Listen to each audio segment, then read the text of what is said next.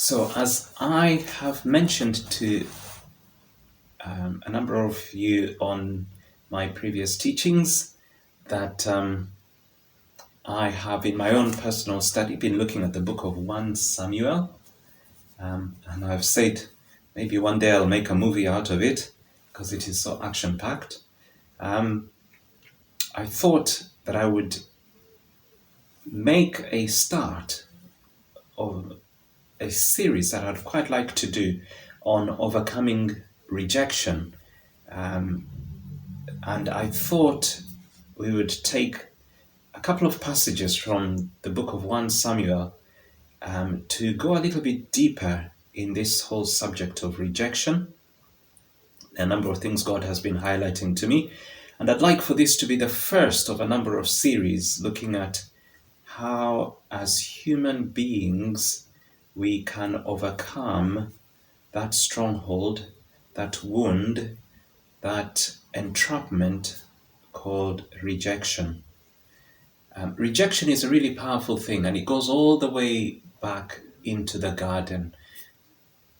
I heard somebody put it this way, and I really I'd never thought of it before, that what the serpent did to Eve when she was in the garden, the serpent said to Eve,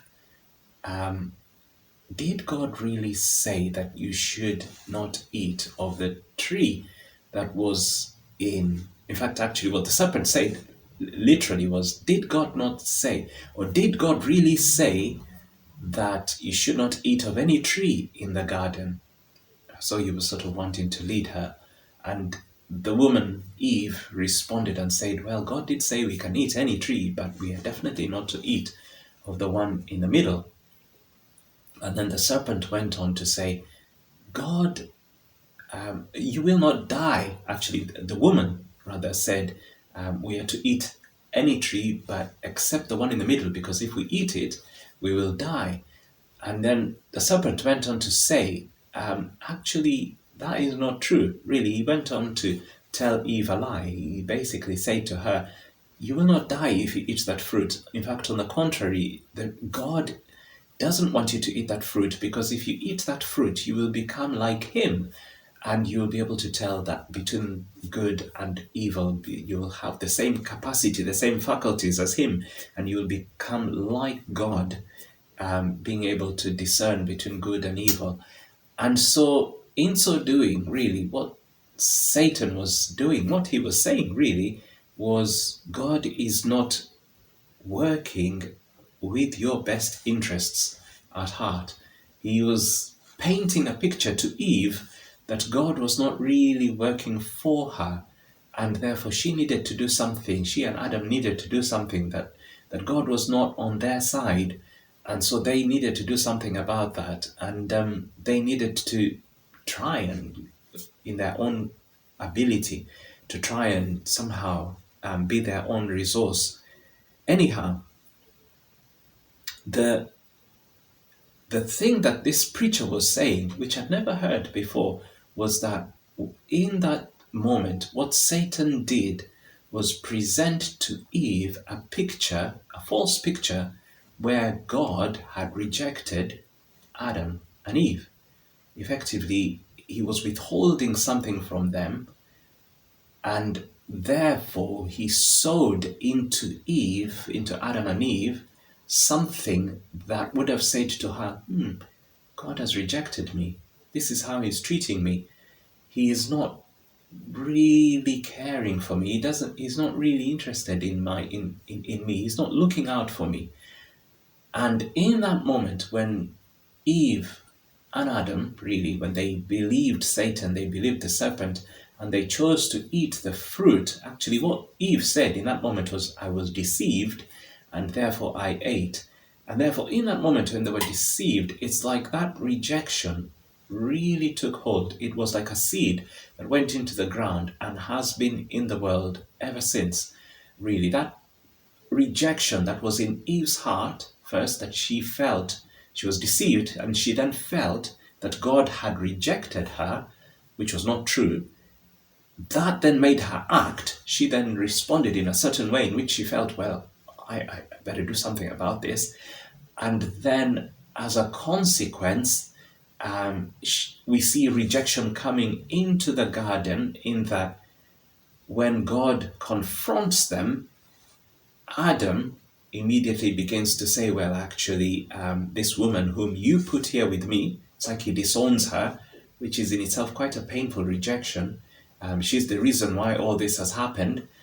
And then we see how the woman herself, rather than sort of say to Adam, look, let's take responsibility, she then turns around and looks for somebody else to blame in the form of the serpent, rather than taking responsibility for her deeds. And so rejection came in that moment and has plagued humanity ever since. I have heard some people say it is the root cause of a lot of problems, because as human beings, I remember Mother Teresa saying this in one of the few times I saw her on TV.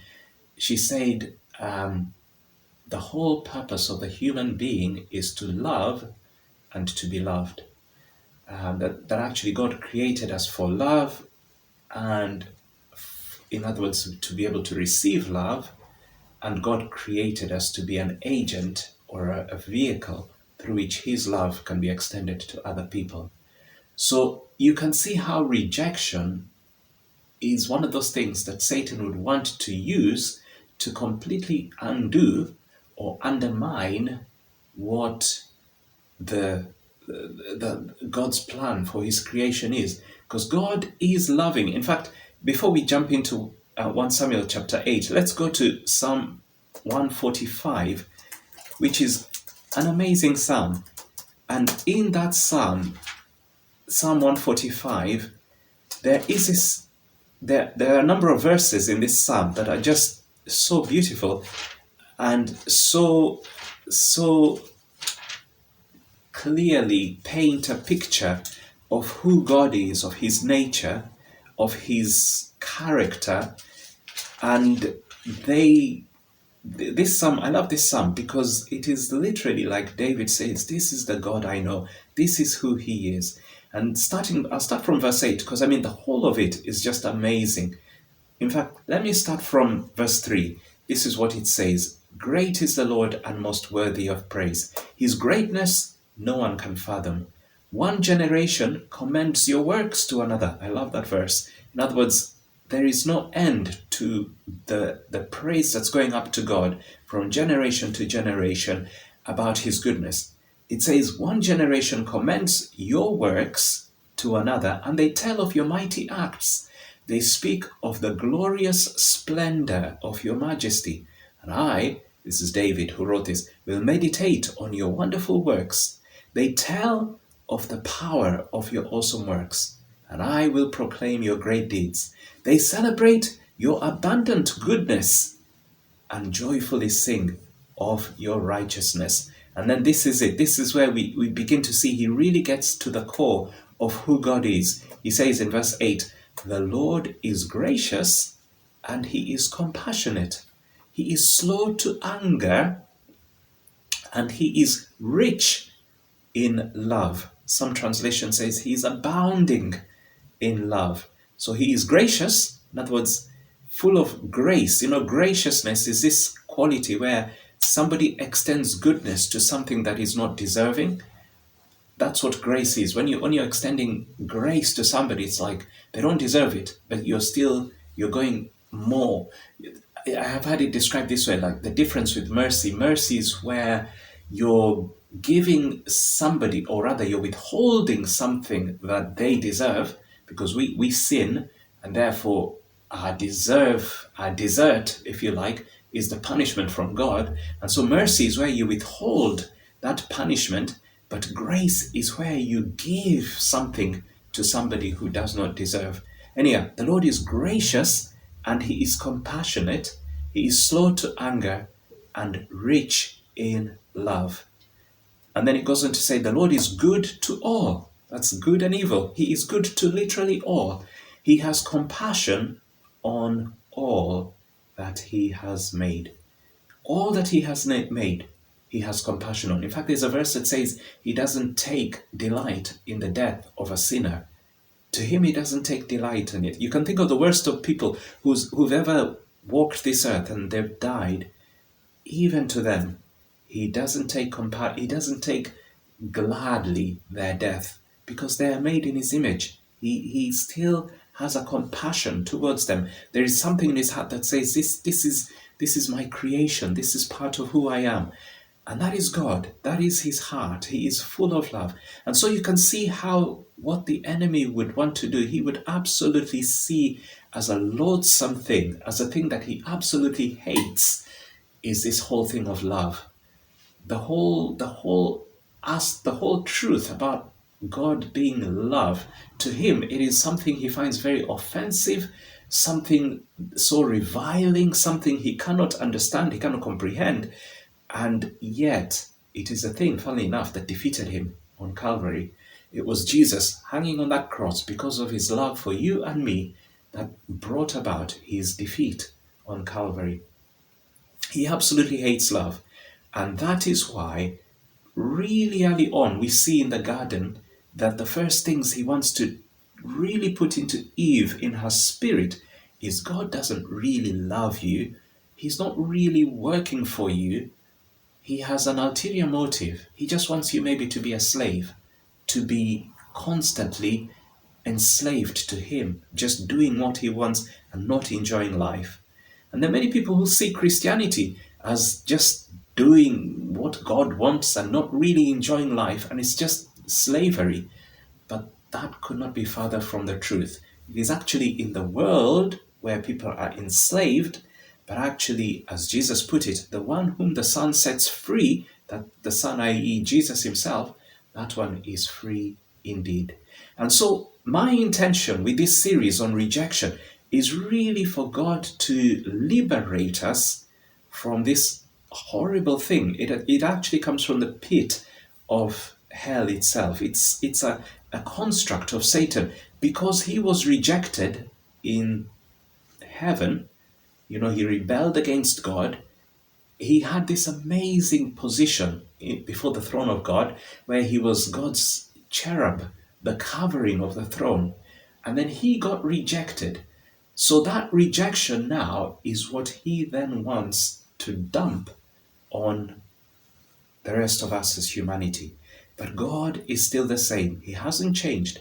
Even though we as humanity sinned, even though we turned our backs on him, God still loves us, and he has not rejected us. And it's so very important that we learn to recognize how rejection as a lie has a hold of us. In that moment in the garden, Eve's life was taken captive by the lie that God did not love her. And once her life was taken captive by that lie, everything began to go wrong for Eve and for Adam. And between them, we see them blaming each other. We see them beginning to fight and compete with each other. And it all goes horribly wrong. But the whole beginning of it is the lie that God was not really working on her behalf. And it is the same thing when Satan wants to sow rejection, when he wants to establish a stronghold of rejection in our lives. What he will do is he will put around us circumstances where we feel rejected, and then in those circumstances he will then sow the lie that we are not worthy of God's love. And so then you find people growing up not really knowing what love is, or not really knowing who this God is that loves them. Why? Because it's all foreign. It all feels like it's really far away. It's all somewhere in another world. And the only experience that they're familiar with is that where they have been rejected, that where we feel we have been abandoned, maybe, where we have been. Abandonment is such a cruel form of rejection, because God made us to belong. When we are born, we are not just born kind of and left on a street. Sadly, some people are. And that can leave in somebody such a horrible wound. Abandonment can be a really painful thing. it's almost like the extreme of rejection. When somebody feels abandoned, it's like they're not just rejected, but they're cast out. They're literally thrown like rubbish that you throw away. And what Satan would love more than anything is for us as humanity made in God's image, instead of feeling the love that comes from God, that as we grow up, we just feel cast aside, left somewhere. And the best way he can do that is to make our lives captive to the lie of rejection.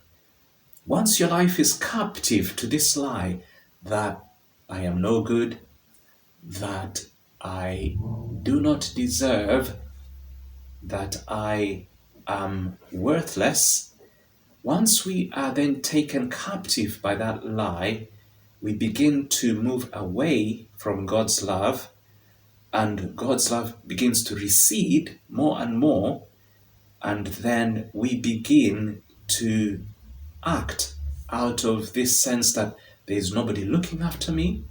And so we begin to become our own resource, we build our own walls, and we become more and more alienated from the God who loves us. So coming back, let's look at 1 Samuel chapter 8. 1 Samuel chapter 8. This is a very significant moment in Israel's history, when Israel was now in the promised land, and they had as their leader this prophet called Samuel, who was like both a prophet and a priest. He was a go-between between God and them as the Israelite, led by their elders. And Samuel ministered really on behalf of God to the people of Israel, a bit like Moses did back in his day. But there came a moment when the Israelites looked at the nations all around them and they thought, well, these nations have kings, and those kings are the ones who take them out when they go out to fight. How come we don't have kings, but these nations have kings? And in that moment, they made a very important choice.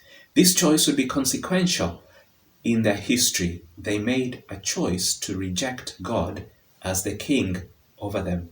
And once they rejected God, a bit like Eve rejected God, even though she was deceived, she had this perception that God was not working out for her, and therefore she then rejected God. As a consequence of that, things went downhill. In the same way, we will see in this passage how rejection really took hold once the Israelites rejected God. So 1 Samuel chapter 8 says this: when Samuel grew old, he appointed his sons as Israel's leaders. The name of his firstborn was Joel, and the name of his second was Abijah. And they served at Beersheba. But his sons, that's Samuel the prophet, his sons did not follow his ways. They turned aside after dishonest gain and accepted bribes and perverted justice. You can see the conditions were being laid for the Israelites to then begin to think, well, we are on our own here. So, verse 4, my version, new NIV version says, so, it's like the consequence of the sons being rebellious and being corrupt was the result of what then came afterwards. We are told, so the elders of Israel gathered together and they came to Samuel at Ramah. Ramah was one of the cities, like a capital back in that day, where Samuel ministered from. And they said to him, you are old, and your sons do not follow your ways. Now appoint a king to lead us, such as all the other nations have. But when they said, give us a king to lead us, this displeased Samuel. So he prayed to the Lord. And the Lord told him, listen to all that the people are saying to you. It is not you they have rejected, but They have rejected me as their king, as they have done from the day I brought them out of Egypt until this day, forsaking me and serving other gods. So they are doing to you. Now listen to them, but warn them solemnly and let them know what the king who will reign over them will claim as his rights. Samuel told all the words of the Lord to the people who were asking him for a king. He said, "This is what the king who will reign over you will claim as his rights. He will take your sons and make them serve with his chariots and horses, and they will run in front of his chariots. Some he will assign to be commanders of thousands and commanders of fifties, and others to plow his ground and reap his harvest, and still others to make weapons of war and equipment for the chariots. He will take your daughters to be perfumers and cooks and bakers. He will take the best of your fields and vineyards and olive groves and give them to his attendants. He will take 1/10 of your grain and of your vintage and give it to his officials, the attendants. Your male and female servants and the best of your cattle and donkeys he will take for his own use. He will take 1/10 of your flocks, and you yourselves will become his slaves. When that day comes, you will cry out for relief from the king you have chosen, but the Lord will not answer you in that day." But the people refused to listen to Samuel. "No," they said, "we want a king over us. Then we will be like all the other nations, with a king to lead us and to go out before us and fight our battles." When Samuel heard all that the people said, he repeated it before the Lord. The Lord answered, "Listen to them and give them a king." Then Samuel said to the Israelites, "Everyone, go back to your own town." So we see here one of the moments really in Israel's history where God actually relents. I remember somebody preaching saying, "Oh, she doesn't believe there is such a thing as God's perfect will and God's permissible will." And I kind of disagree, because there are times God will allow something to happen. It's not really what he wants. It's not for your best, but he will allow it to happen for whatever reason. And this is one such reason, one such moment where really Israel kept battering Samuel. The elders got together and they were badgering away at Samuel, saying, "We want a king, we want a king." And it must have so wounded God, it must have so hurt God, that they rejected him. And in that, God, rather than argue with them, he just yielded and he said, "Okay." And he permitted them to go ahead and have themselves a king. He even kind of blessed the whole process in that he gave instruction. We will see in the next few chapters, he gave instruction to Samuel to anoint the king with the King Saul. And he kind of gave his seal of approval as such, but it wasn't like he was in it 100%. It was a bit like he was negotiating a bit. There's this aspect, I believe, that God, even though he is sovereign, such is the place that we as humanity have in his heart, that sometimes we can make him maybe not so much change his mind, but actually be willing to yield to that which we sort of demand. It is a bit like a parent and a child. Sometimes there is a time when the child will say, "I want this," and the parent will say no. But then there comes a time sometimes when the child keeps on banging on and banging on and banging on, saying, "I want this, I want this, I want this." maybe I want to go and play near the fire or something. And then the parent will say, okay, if that's what you want, you go and have your way, just so they can learn the lesson that they need.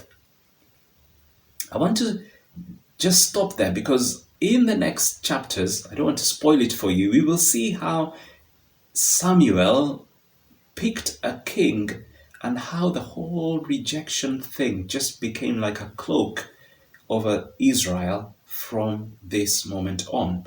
Really, they rejected God. They rejected God. In fact, God puts it very explicitly, very straightforwardly. He said, it is not you, Samuel, they have rejected, but rather it is me. And it is worth noting that God had invested so much from the days of Abraham in this nation. He had put so much of himself into this nation. No other nation in this world had he given them the law to tell them, these are my ways, this is kind of my character, which is really what the law is God showing us as humanity, this is who I am, and these are the things I like to do, these are the things I don't like, these are the things I find abhorrent, these are the things that I will bless you if you do. There is no other people upon this earth to whom he gave the law except to Abraham and his descendants, to these Israelites. There is no other people to whom he showed immense favor, such that when their enemies oppressed them in Egypt, when the Egyptians were sort of enslaving them for 400 years, they ate the bread of oppression. God himself came down, as it were, and with a powerful hand, really, there's no other nation that has experienced miracles. I'm trying to think, even if there's any other country that has ever experienced miracles like what the Israelites saw with the Red Sea, where literally a huge river was held on one end, and on the other end, which you'd think would normally just flow into the Red Sea, even that was held. Such was the wind, the way he caused the wind to blow, and he then led the Israelites through the river, only for the river to come and completely engulf their enemies before them. No other people did he show amazing miracle for 40 years being in the wilderness. I studied public health for my master's degree. And one of the things we studied about was how you would feed people, how you would come about with the infrastructure to be able to feed and house and look after and basically provide amenities to people in a desert when there's so many of them. And do you know, it is a lot of work. And yet God did that for almost 1 million people for 40 years in the wilderness, where he fed them, he gave them water, he gave them their heart's contentment, really. He watched over them so that they weren't attacked by their enemies all around them. And he looked after them. And they had this amazing experience where they saw God himself in the form of a pillar of cloud and a pillar of fire in the night and the cloud in the day. And they had the manna from day to day. They lived for 40 years, literally, before God's presence. So God invested so much of himself. And here we see that the children of Israel say, God, thank you very much, but we want a king. We would rather have a king. Now, I think all of us as human beings have experienced what it feels like to be rejected. We know what it is like when that sword goes into you, that you have been rejected.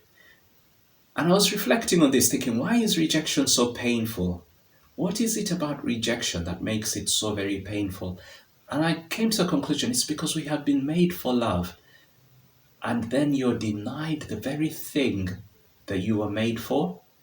It is when you're denied the very thing that you're made for that can cause such a deep pain in somebody that it can be more painful than anything else in many ways.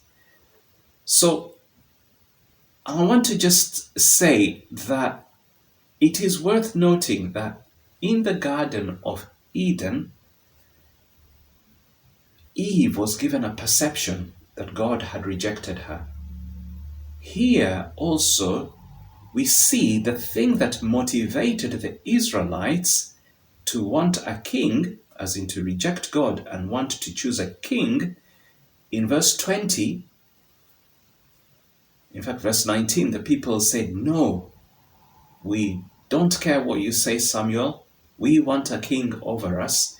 And then verse 20, it says this, then we will be like all the other nations with a king to lead us and go out before us and fight our battles. In other words, they felt less without that king. They felt maybe God had favored these other nations around them because they had a king, but they did not have a king. And so that perception of being rejected, just like in the garden, was what made them to reject God.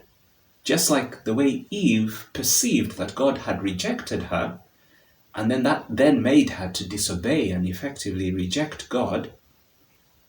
In the same way, the Israelites, they looked around them, they thought, these people all around us, they have it made. They seem to have it sorted. They have a king. It looks like everything's going well for them. And instead, they felt of themselves that they were the ones who had been just left by the wayside. I'm trying to think of a word. Rejected ones, in a way, really, is the best way. They felt that they were the ones who, they were not significant. They were not important.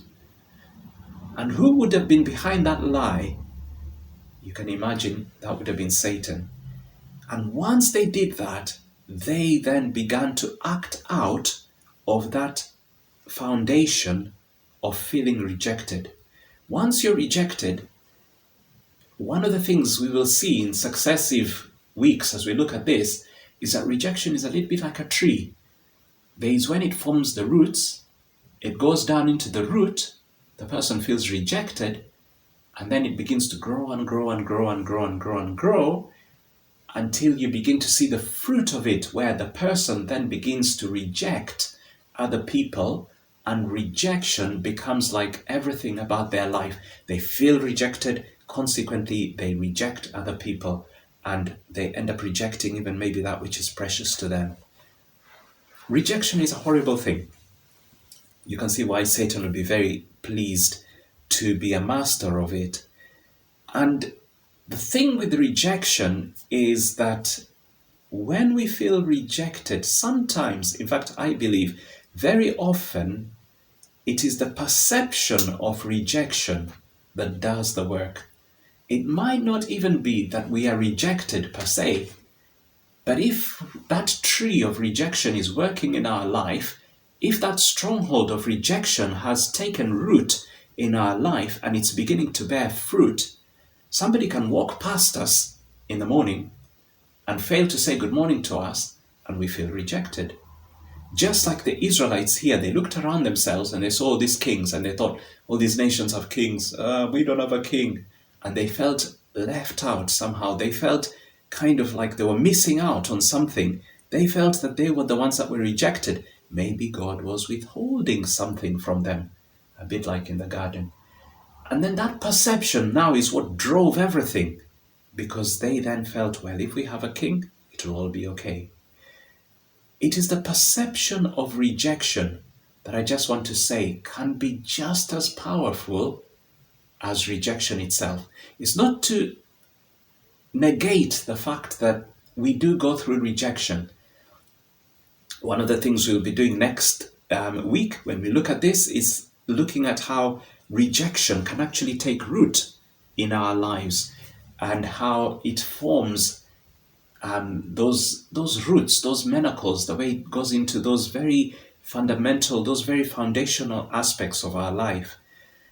Rejection can take root really through events, maybe things happening. Maybe as we're growing up, parents fail to show us love.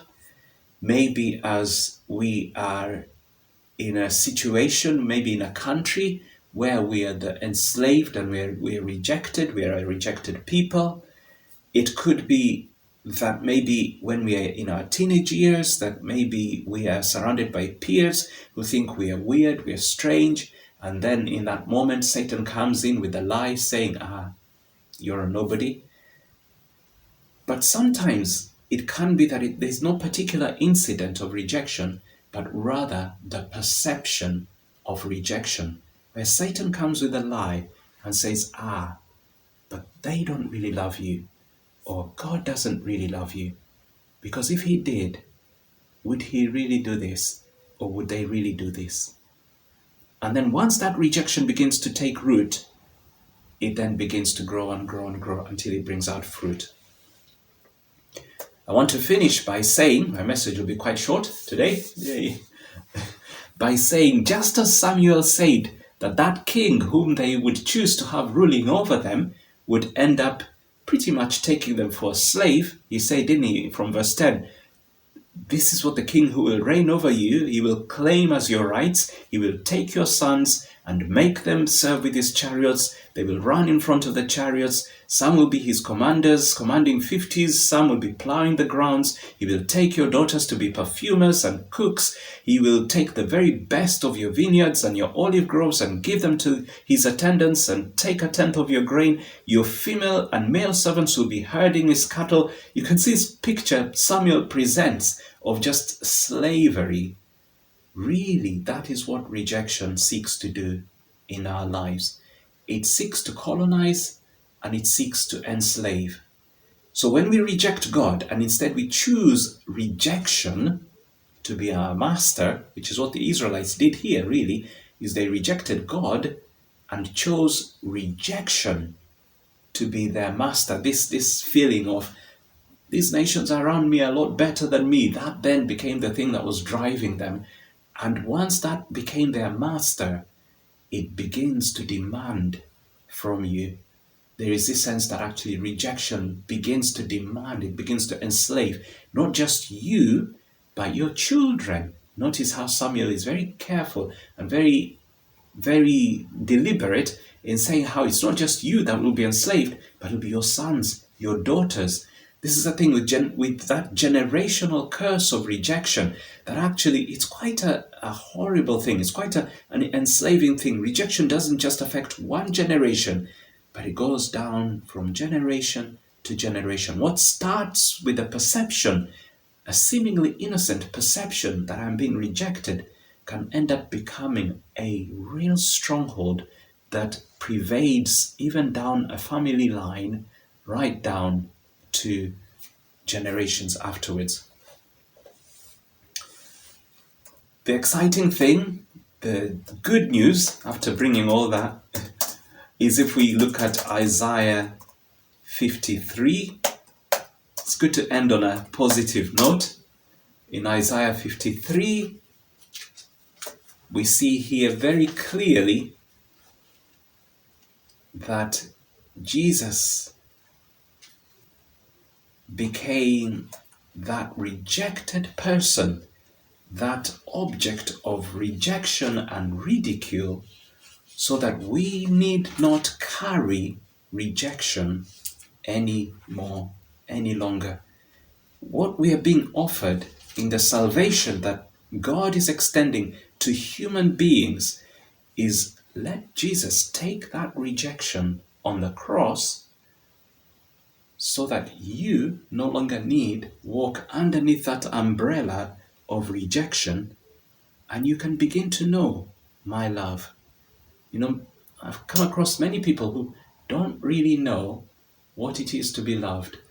They don't really know what love is even, because the experience of their life has been marred with the lies and the perception and even maybe the real tangible experience of rejection. We see in Isaiah 53, this is what it says. I'll just read the first 3 verses. In fact, the first 4 verses probably. This is what it says. Who has believed our message, and to whom has the arm of the Lord been revealed? He grew up before him like a tender shoot, as Jesus, and like a root out of dry ground. He had no beauty or majesty to attract us to him, nothing in his appearance that we should desire him. He was despised and rejected by mankind, a man of suffering and familiar with pain. like one from whom people hide their faces, he was despised. I mean, that is like the extreme of rejection, where you're just looked down on, where you're spat on, and you're despised. He was despised, and we held him in low esteem. Why? Isaiah goes on to say, surely he took up our pain and bore our suffering, yet we considered him punished by God, stricken by him, and afflicted. But he was pierced for our transgressions, he was crushed for our iniquities, and the punishment that brought us peace was on him, and by his wounds we are healed.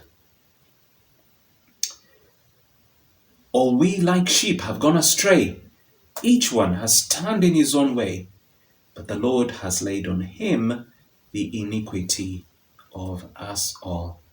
I'll stop there. In your own free time, invite you to go through Isaiah 53, because you'll see there just a very clear depiction of Jesus, the purpose for which he came into this world for.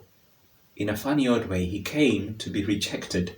He came to be rejected, to be despised, to be the object of ridicule. He came to take up all of that suffering, so that, as it says in verse 4, surely he took up our pain and bore our suffering.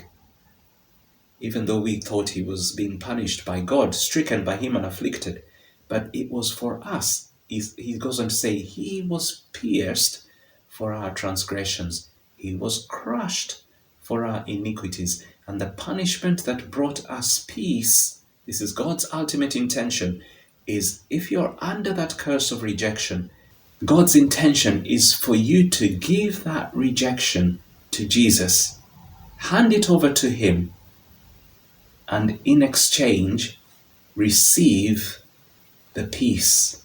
We're told the punishment that brought us peace was laid on him, and by his wounds, those very same wounds of rejection, we ourselves can be healed. I'll pray. We're finishing, and then we'll just allow Holy Spirit to do his work. Father, thank you for Jesus.